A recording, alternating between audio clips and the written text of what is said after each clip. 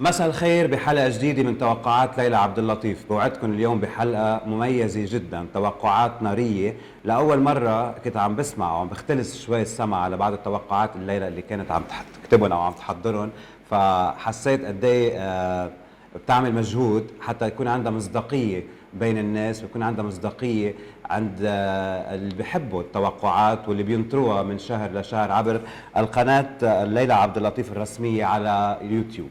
مساء الخير ليلى، اشتقت مساء لك. النور رجع، أنا اللي اشتقت لك. شو اخبارك؟ كل شيء أنت شو تمام؟ أخبارك؟ تمام؟ عن جد ماشي الحال. اشتقنا لك. انا يعني كمان. ما عم بسمع صوتك إلا بس يكون في حدا. تقصير مني ليلى، بس اسم الله عليك ما عم تهدي. يعني ليلى حبيبي. عم بيكون عندك اسم الله جولات سفرات، يعني بين فرنسا، بين مصر، بين نعم. عم ضلني بين مسافرة. عم تضلك مسافره، ما عم تكوني هون. فوقت بتطمن عنك كمان بتكوني بالمملكه العربيه السعوديه، بتكوني يعني عم بتكوني باكثر من بلد. اول شيء خبريني على السفر. سفراتك كثيره. هي غنية كمان هي. سفرات كثيرة. خبرينا شوي عن السفر ليلى، كيف عم بيكون لا، هو كيف عم بيكون لقائك مع الناس؟ هو دعوات يعني خاصة من ناس بيمشوا على المواعيد. بتعرف ما فيهم يجوا على لبنان، نعم. فبحبوا يقابلوني فيس تو فيس، يعني بيكون حابين يقعدوا معي أو يقابلوني فيس تو فيس. كيف عم بتكون اللقاء بينك وبينهم ليلى؟ كتير حلو، وهن عم بيكونوا كتير مرتاحين ومبسوطين لأنه يعني بياخدوا راحتهم وبيكونوا عم بيجمعوا بعض، يعني كلهم أصحاب وبيكونوا مجموعة كبيرة بصراحة. نعم. من كل الدول العربية عم بيكونوا. ليلى عم بيكون في مواعيد، مثلا عم بيكون عم يحط مثل ما حكينا بقبل حلقات، مثلا اعتبري ب 6 الشهر عم بيكون في تاريخ معين. نعم. بيكون في رجال ونساء بيجوا، بيكون انت موجوده مثل مكتب بصير يفوتوا لعندك، يعني مزبوط. تتقابلي انت وياهم. لما كنت بباريس يعني كان في كتير عالم كانت حابة تلتقى فيي وتشوفني، وهيك صار. نعم. ونفس الشيء إن كان بالقاهرة أو باريس أو بالدول اللي أنا عم سافر لها. يعني هلا عنا عدة سفرات. وين رح تكوني رجع ليلى؟ هلا حكون بمصر بيوم 8، يوم 8 الشهر. نعم. حكون بمصر أو ب7. وبعد القاهرة رح كون بباريس من 26 شهر وطلوع. بعدها عنا أربيل. نعم. بعد يمكن لأول مرة بتزوري جاتني أربيل. دعوة من كتير عالم بأربيل، وعندي كمان المغرب. نعم. اللي أنا كتير بكن له كل احترام للشعب المغربي اللي بحبوني وبحبهم. نعم. كل الدول بتحبني. كل العالم بتحبك ليلى، يمكن هذا بيميزك عن غيرك من الناس اللي بيعملوا توقعات انك محبوبه نعم. من الناس. نعم. ليلى، اربيل بس اول مره بتزوري هيدا إيه، البلد؟ أول مرة بتجيني دعوة على أربيل من عدة ناس، يعني طبعا عاملين جروب وناطريني بأربيل. نعم. للي بيحب يتواصل مع سيدة التوقعات ليلى عبد اللطيف على الرقم 00961 70 546 طبعا مدير مكتبها الأستاذ زياد الشامي بيكون معكم دائما على تواصل. وما في غير هالرقم. ما في غير هيدا الرقم، مزبوط. هيدا الرقم الوحيد اللي ممكن تتواصلوا فيه مع ليلى عبر قناة ليلى عبد اللطيف الرسمية على يوتيوب. تفضلي. في ناس بيقولوا لي ليلى ليه ما بتحطي رقمك كمان انت؟ فانا بقول لهم انه سوري ما بقدر احط رقم، انتم بتتصلوا فيي على الرقم من بعد ما يوصلوا لاستاذ زياد، لانه اذا حطيت انا رقمي بطل فيي رد على الناس اللي لازم انه رد عليها منشان حياتك المقابله. الخاصة كمان ومقابلات لا، المقابله. نعم. ما هو انا في كتير هيدا التليفون انا بقابل عليه كتير ناس فيديو، في منهم غير فيديو. فاذا بدي رد على التليفونات ما بقعد في احكي مع حدا من الناس. صح. صح. فمنشان هيك اسم الله عليك. زياد مرتب المواعيد. اسم الله عليك ليلى، ما بتلحقي ترجعي على اسم الله التليفون. قد وقدود. زياد قد وقدود، اكيد بدي احيي اكيد لزياد الشامي. ليلى عبد اللطيف، قبل ما نبلش عندي بس سؤال. بعرف انك محضره اليوم عن الحراره اللي صارت، هذا توقع بالحلقه الماضيه تحديدا كان. شفنا موجه حر كثير كبيره او قويه. بعض الناس ماتوا من الشوب، اختنقوا. وكان هذا التوقع قلتيه بالحلقه اللي ماضيه. وكمان شفناه مش بس بلبنان، شفناه بعدد من الدول. بعرف التوقع رح نحكي فيه، بس هذا التوقع قد ايه كان محضرتي له، او قد ايه اخذ ضجه وقد ايه سمعتي فيه؟ كثير، لانه قلت سنه 23 هي سنه الحرايق. وقلت انه حتمرق حرارة الجو على الناس ما شافوها قبل، وفعلا شفناها بإيطاليا بعدة دول، إن نعم. كان بأوروبا أو بأمريكا أو بكندا أو بدول عربية شفناها. نعم. صحيح. قبل ما نبلش ليلى بالتوقعات، ليه ما بتآمني بالأبراج؟ يعني ليه ما هو علم بسموه علم الفلك. ليه ليلى هلا عبد صرت اللطيف حكي. دائما عندها هيدا هلا انا بدي خبرك شغله صارت معي شخصيا على يوتيوب تحديدا. فتت نعم نعم. لقيت صوره لإلك، بس اكيد مش صوتك، وفي ابراج. يعني هيدا الشيء اصلا معيب بحق اللي عم يعمل هيدا الشيء فيك فيك، انه طبعا، الان دائما انت مزيف فيك. مزيف. صح. بس قبل ما نحكي فيه ونحكي بهذا الموضوع، ليلى عبد اللطيف ليه ما بتآمني انت تحديدا بعلم الفلك؟ مش ما بآمن بعلم الفلك. هلا في علم الفلك، اكيد في علم للنجوم والفلك والكواكب، بس هيدي بياخدوها رجا، بياخدوها باشياء تانية، يعني على كوكب الارض، على عده كواكب، إلى دراسات يعني. نعم. بس انا ما باخدها على الانسان، يعني الابراج ما بياخدوا على الانسان. ليه؟ لانه كله بيتبع بعضه. يعني انا قلت لك، صرت حكي كذا مره عن الابراج. هي الابراج صار في مليون كتاب للابراج. انت بتشتري كتاب وبترجع بتشتري كتاب من هون، بترجع بتشتري كتاب من هون. طب اي كتاب انت بدك كل تصدق؟ كتاب شيء. اذا انت كان برجك الميزان او الجدي او اللي هو، طب اي كتاب انت بدك تصدق؟ هي اول شيء. اذا توم بيخلقوا من فرد بطن، من فرد ثانيه، بنفس الثانية، كل واحد قدره شيء وكل واحد شخصيته شيء. وتاني شيء، لما انت بتتعاطى ابراج يا خيي، تيجي بتقول رجا انه انا لنفترض انه برج الجدي او برج الميزان او الدلو او الحمل اللي هو هيدي سنته، وراح يصير عنده هيك ورزقته هيك، وراح يسافر وراح يتزوج وراح مدري شو، وهي سنته انت اعطيته امل. نعم. صح. نعم. انه برجه شو رح يكون فيه. طيب سؤالي ومنطق انا عم بحكي، هل الله يرحمهم الشهداء اللي ماتوا بزلزال تركيا وسوريا من كل الابراج؟ صح، من صح. كل الابراج. صح. ما في برج معين مات، وما كل الابراج. طب وين المصداقيه صارت لما انت بتعطيه امل انك انت والله رح تكون هي سنتك؟ راحوا بزلزال او راحوا بفيضانات او راحوا لا سمح الله الله لا يقدر بطياره، خيب طياره. صح. كيف يعني؟ او ربنا توفاه يعني. فما في يعني انه، لانه لما طياره لا سمح الله توقع من كل الابراج فيها.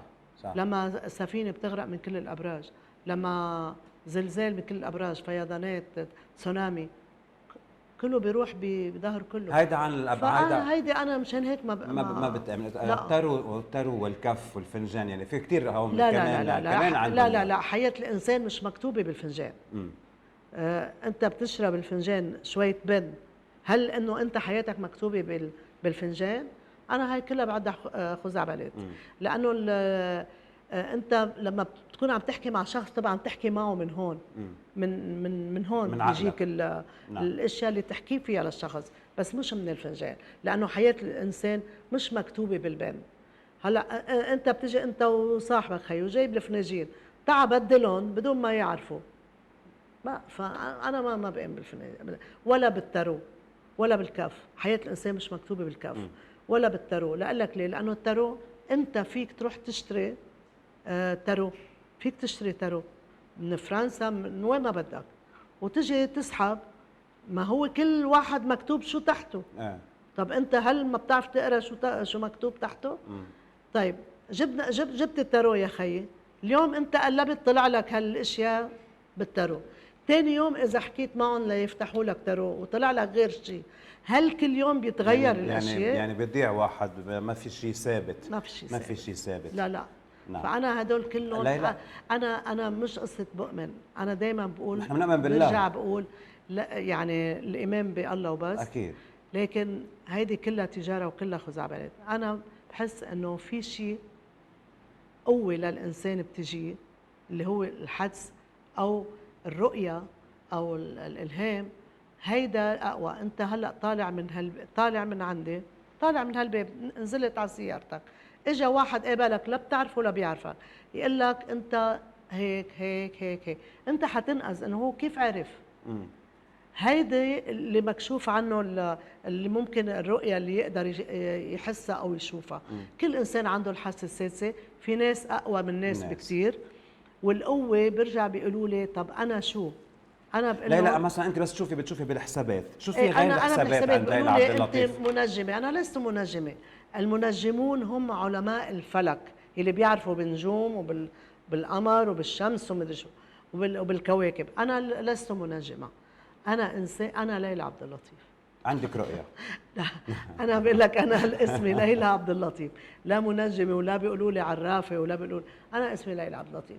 والقوة هيدي جايبتها نعمة رب العالمين عطيني إياها من لما كان عمري 12 سنة، ما حدا بيقدر ياخدها مني ولا حدا بيقدر ينزعها، وهيدي موجودة عندي. واشتغلتي عليها ليلى، وما طورتيها؟ بتنشال، هي تطورت لحالها رجع. مم. كل سنة أقوى عن سنة، كل سنة أنا بحس حالي عم بقوى عن سنة، هي بتتطور لحالها. هلا كيف وليه ما بعرف. في ناس بيقولوا لي ليلى هلا أنا والدي كان شيخ أزهر وعنده هالرؤية وكان يقشع ويشوف، يمكن. أنا بقول يمكن انتقلت لإلي. كان عمري أنا 7 سنين لما توفى الوالد. هلا بدي أقول لك إنه أنا لما كان عمري 12 سنة يا جماعة لا كان في توقعات ولا تنبؤات ولا شيء، هيدي اجت معي هيك وبتضل معي لغايه ما بموت. طب انا يسالوني ليلى بس عندي بعد قبل ما نبلش بالتوقعات، لما بس نحكي انا وياك بنفتح احاديث.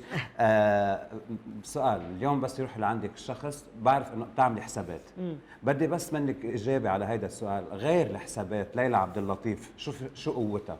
يعني هل هو رؤيه؟ هل هي اكيد رؤيه. نعم. يعني انا بتضحك كثير على اللي بيطلعوا بيقولوا لك انه ماسونيه او مخابرات. طيب هل انا الي 25 سنه مع الناس قبل ما اكون مع الكبار والسياسيين، انا ابتديت مع الناس. طيب هل انا لما كنت عبر اذاعه وكانوا يتصلوا الناس 6 سنين مع الاعلاميه ريمان جيم ويتصلوا العالم وما بيعرفوني ولا اعرفهم، هل لما انت بتكون مع العالم لك سنين طويله، هل انه كل واحد بيحكي معه هي المخابرات قالت لي هيدا الانسان شو هو؟ يعني عيب.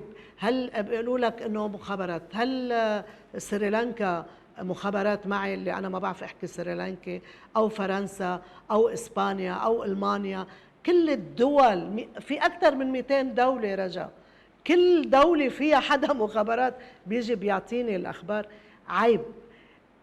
إذا عرفت كل شيء وقلت بالتفاصيل بيقولوا مخابرات، وإذا ما عرفت بيقولوا ما زبط معها شو طلع تعمل.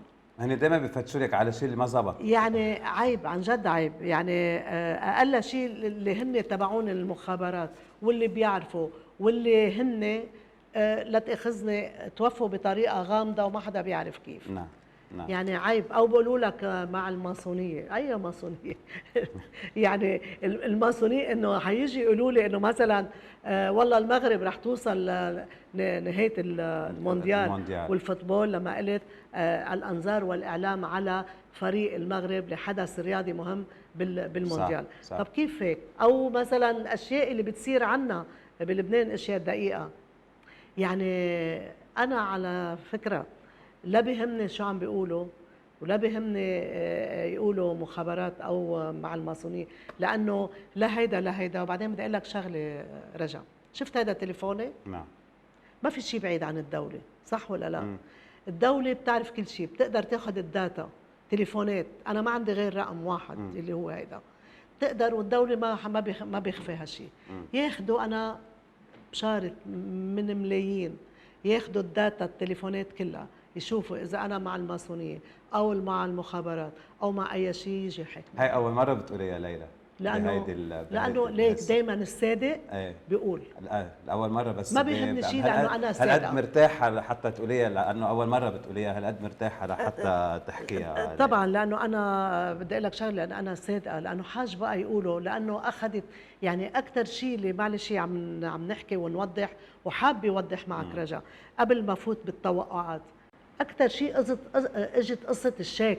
عيب عليكم قصه الشيك ومع الاعلامي رودولف لما 150,000 هيدي صرنا 100 مره منبهين عليها، واللي ما بده يفهم بقول له ما يفهم.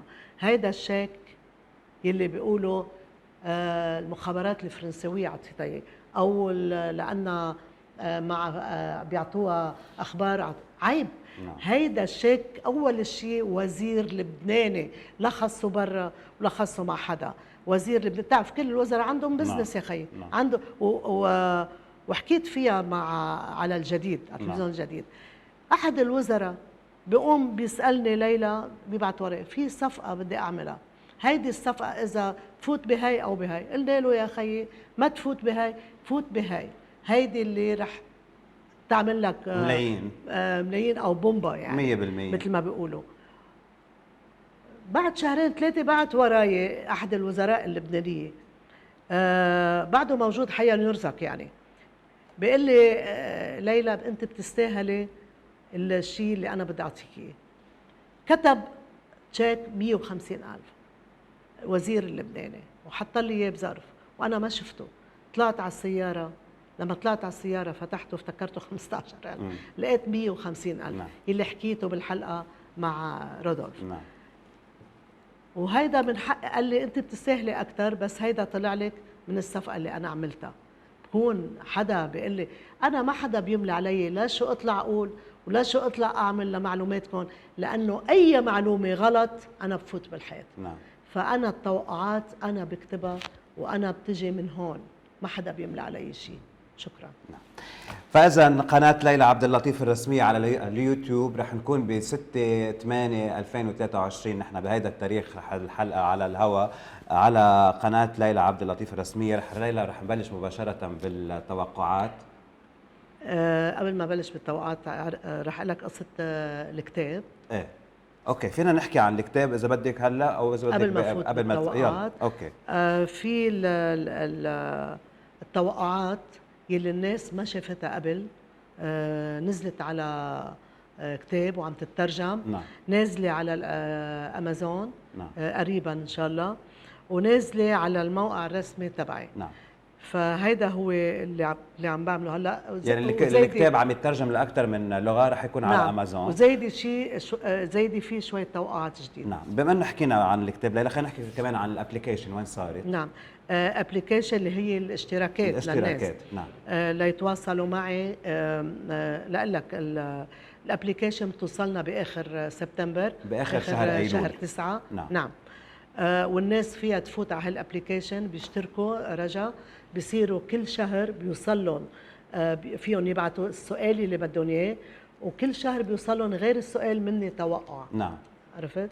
مدى السنه يعني. كل سنه بيقدروا يشتركوا فيه. فينا نبلش بالاشتراك من هلا، تعطيني شي توقع؟ ايه تكرم عينك اكيد. فهيدي بتخلص باخر 9 وبتبتدي العالم بالاشتراكات. والاشتراك حيكون يعني مبروك سلفا الكتاب، مش كثير غالي، شيء رمزي. الاشتراك. فينا نبتدي، فينا نبلش بالتوقعات. تفضلي ليلى. أول شيء رجا، ستتجه الأنظار ومعها وسائل الإعلام إلى نهر النيل في مصر بسبب وقوع حدث ما، ومن هنا سنسمع من الرئيس السيسي توضيح عبر الإعلام بخاطب من خلاله الشعب المصري، وبيشرح أسباب وحقيقة هذا الحدث.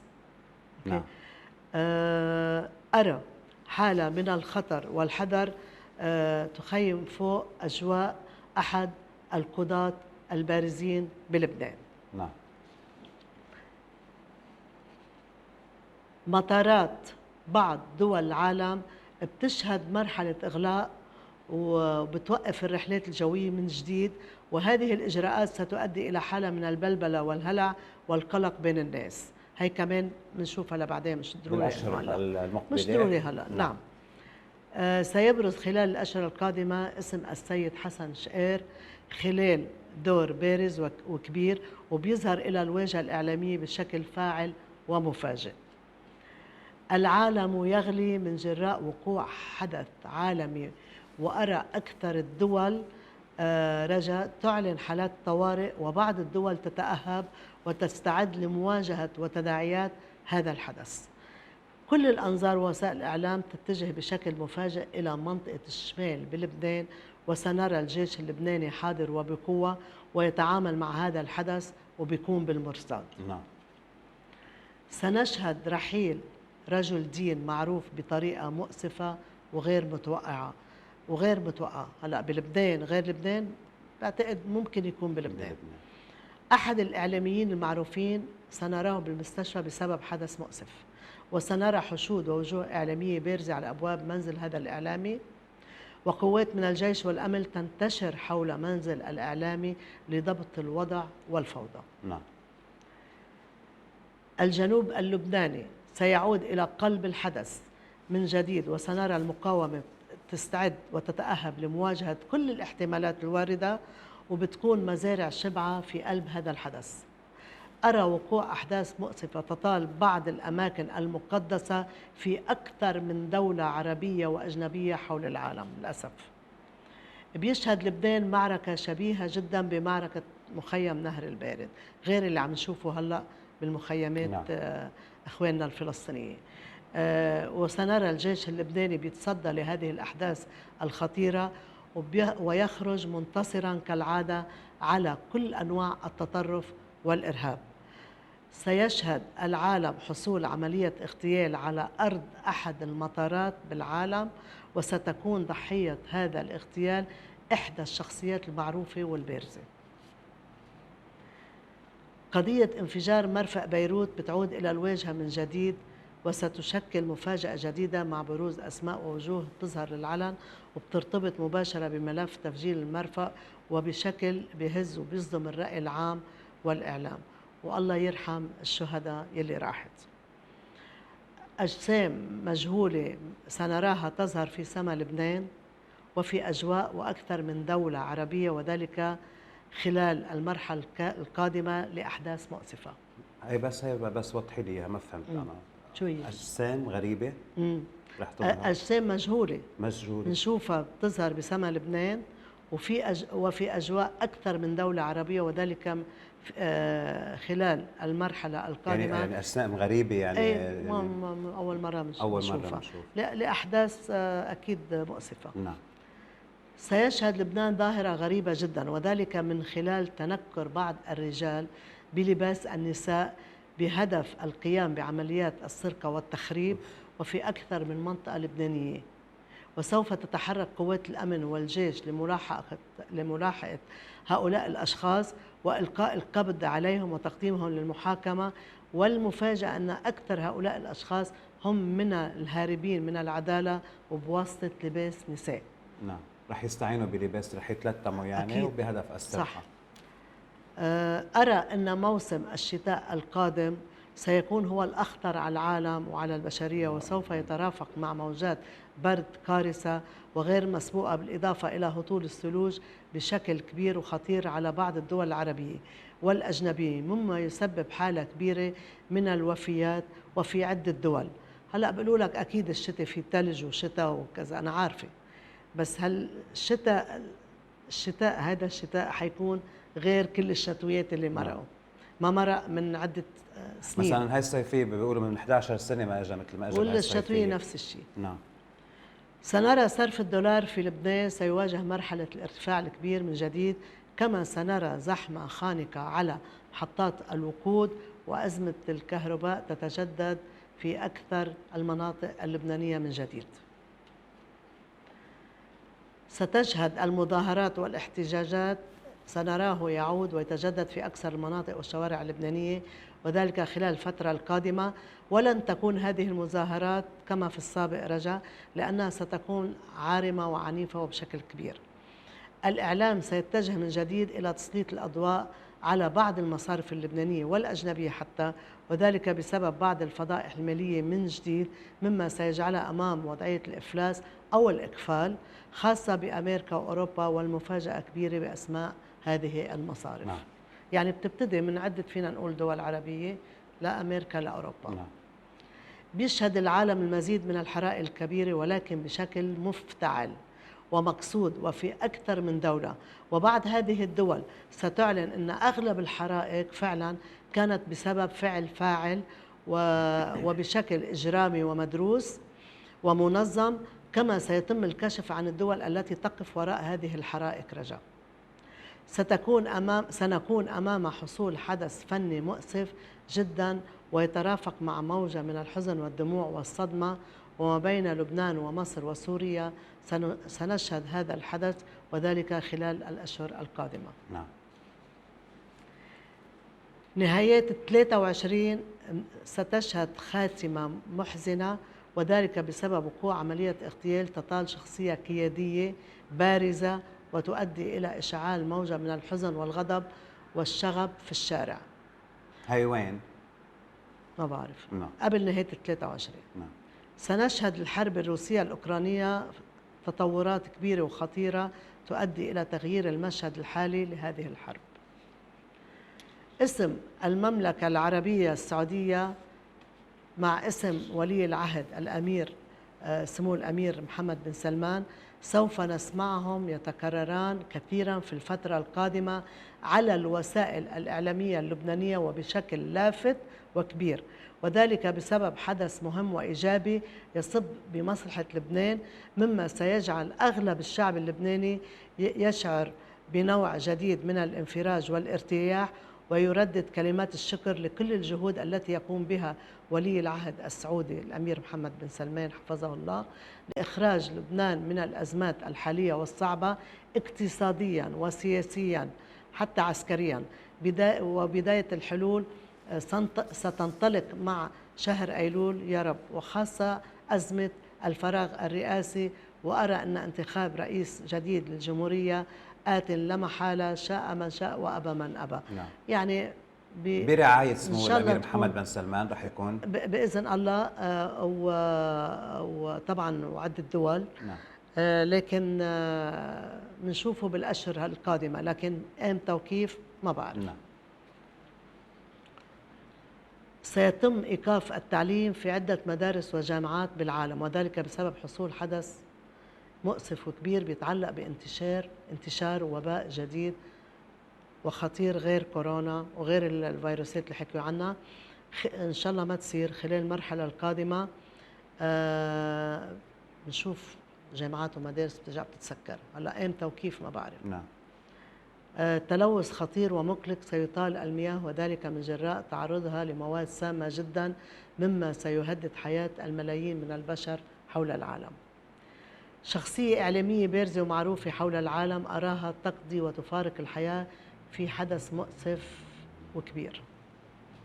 حسبي الله ونعم الوكيل. ليلتي صار اليوم في 4-5 إعلاميين. إن شاء الله ما يصير شيء يعني.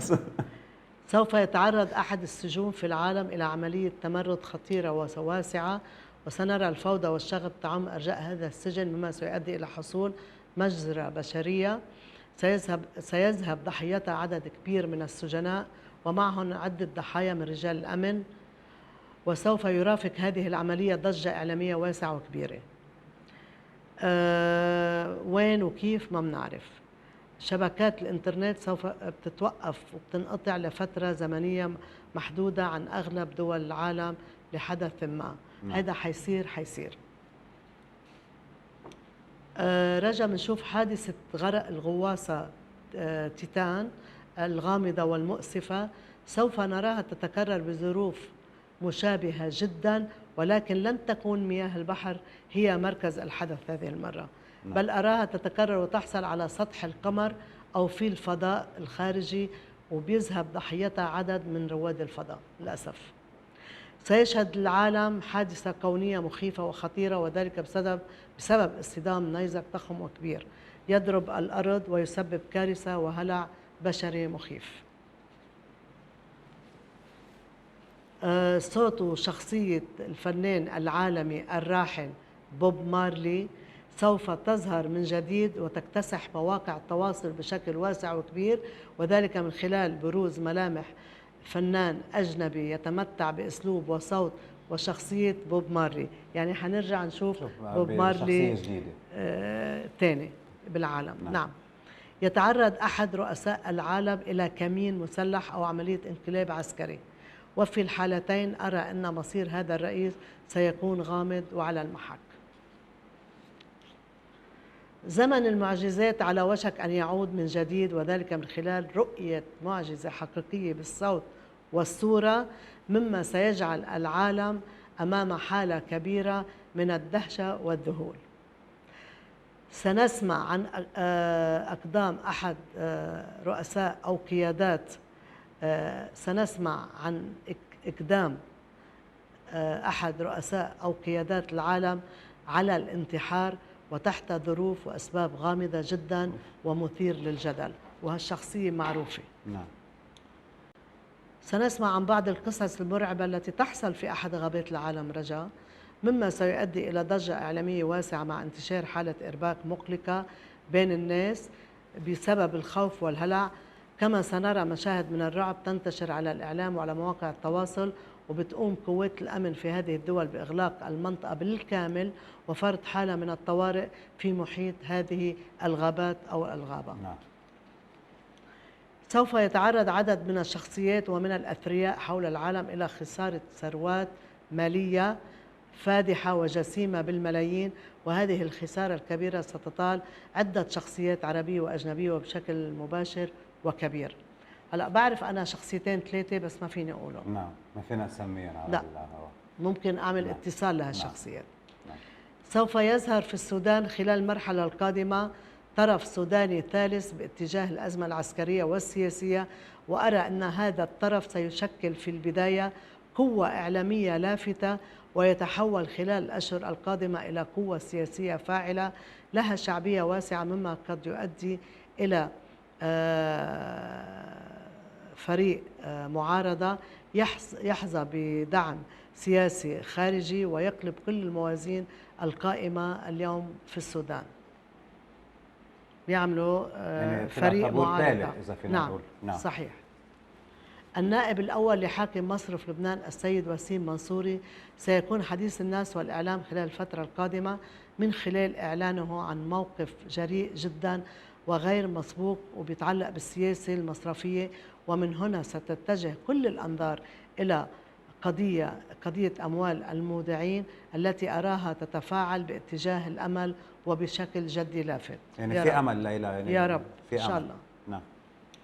زيارة مفاجئة بيقوم بها 3 رؤساء وقيادات عربية إلى روسيا، ولا أستبعد أن نرى الرئيس الإيراني والرئيس السوري وولي العهد السعودي سمو الأمير محمد بن سلمان في زيارة مفاجئة ومهمة ولقاء القيادات الروسية وعلى رأسها الرئيس بوتين. النائب السيدة بولا يعقوبيان ستكون حديث الناس والإعلام خلال المرحلة القادمة، وأراها ستشكل الطرف أو الحدث البارز في قضية سياسية مفاجئة ومهمة ومزعجة جدا للنائب يعقوبيان. سيشهد العالم خلال الفترة القادمة أزمة طاقة كبيرة، وذلك من خلال حصول ارتفاع جنوني سعر أسعار النفط والغاز وارتفاع قياسي لأسعار المواد الغذائية. نعم، أكثر من هيك يعني بعد؟ نعم. بيشهد العالم خلال المرحلة القادمة أزمة طاقة شديدة بسبب ارتفاع جنوني لأسعار كمان للأسف الفضة والذهب. وهلأ بنرجع بنحكي حاطة أنا ذهب لأنه أنت دايما بتركزي ليلى على الذهب. عم بحكي عن النفط. نعم. والبنزين كل الأشياء اللي بتنعمل على الطاقة. نعم.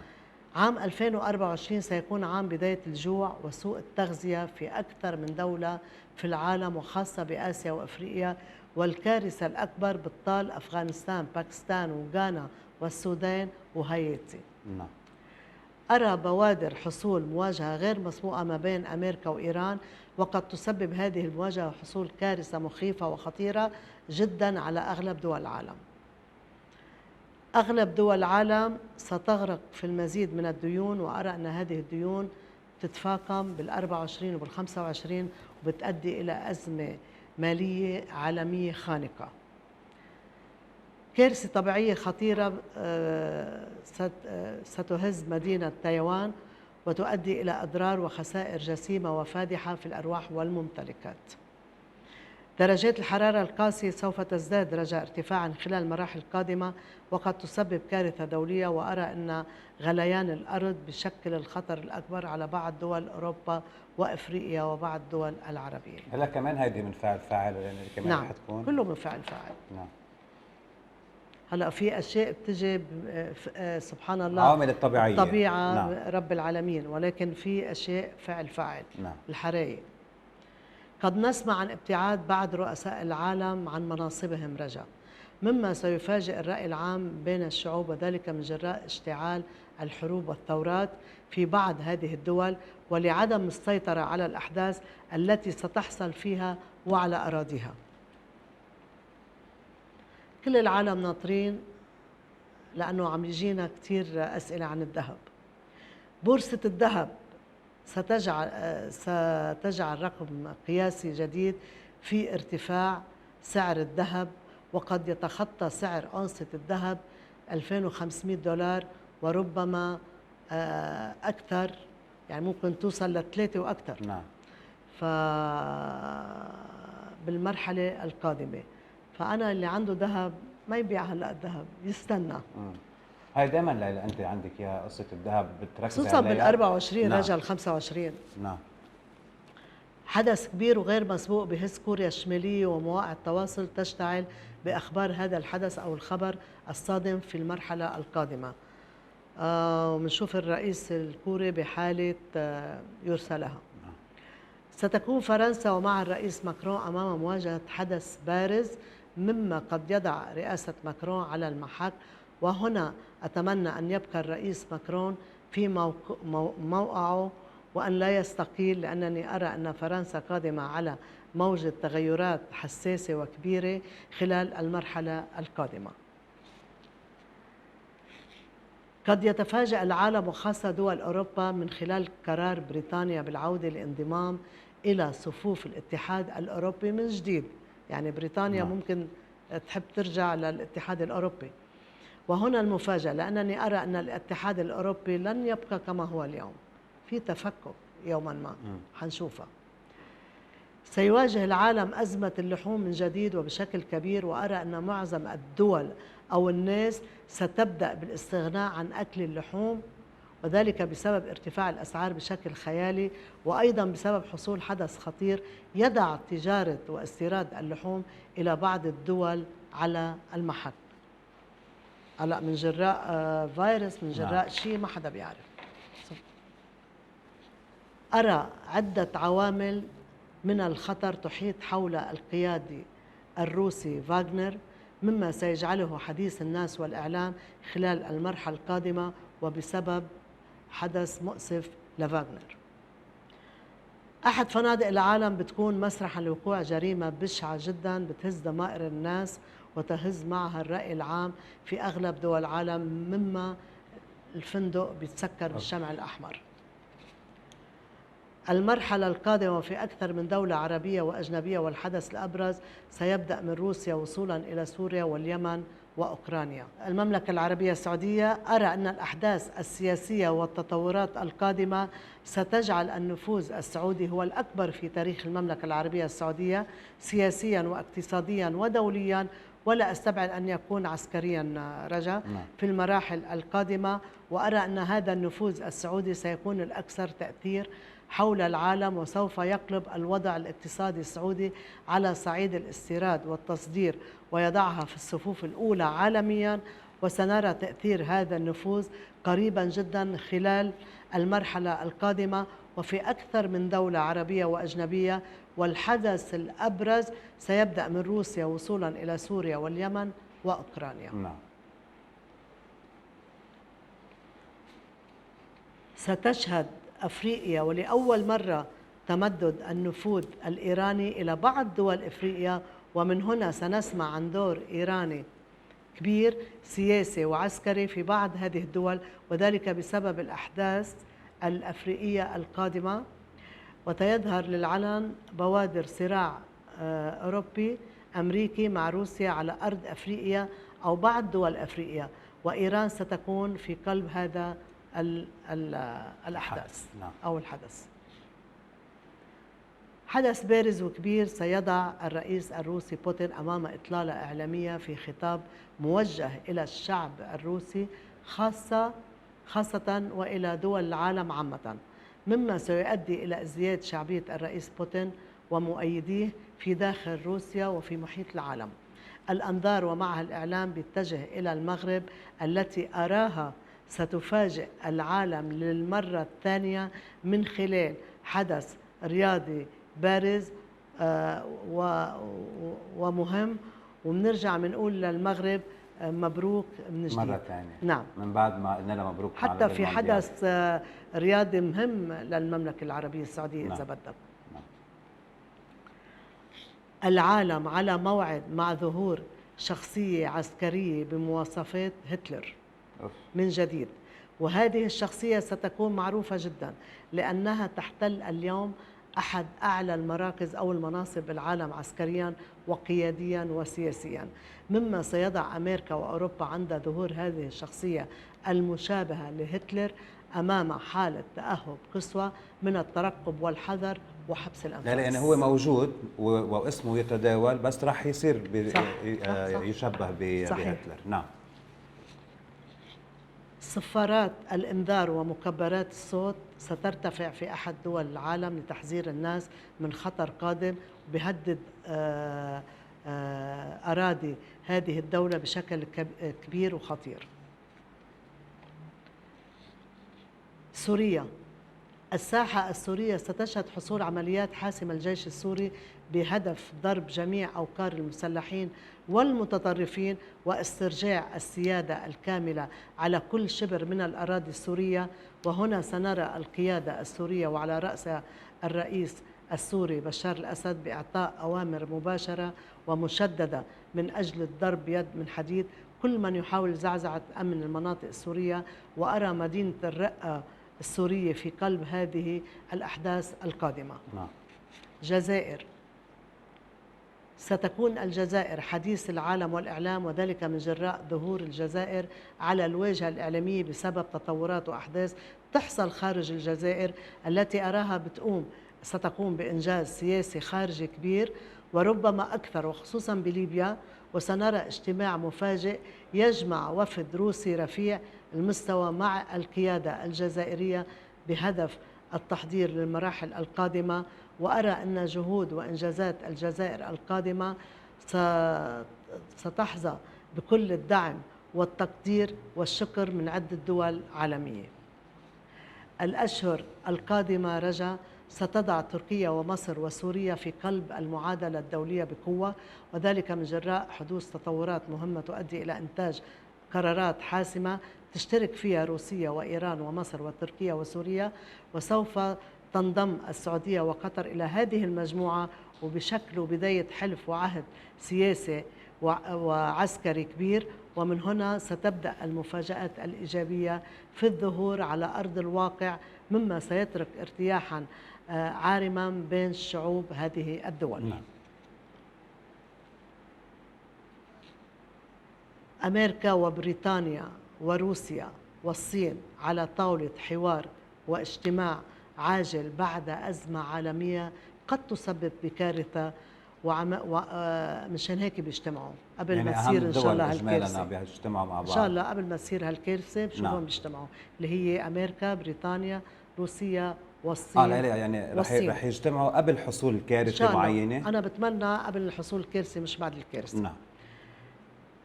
عملة جديدة عالمية قد تغير العملات في التجارة العالمية.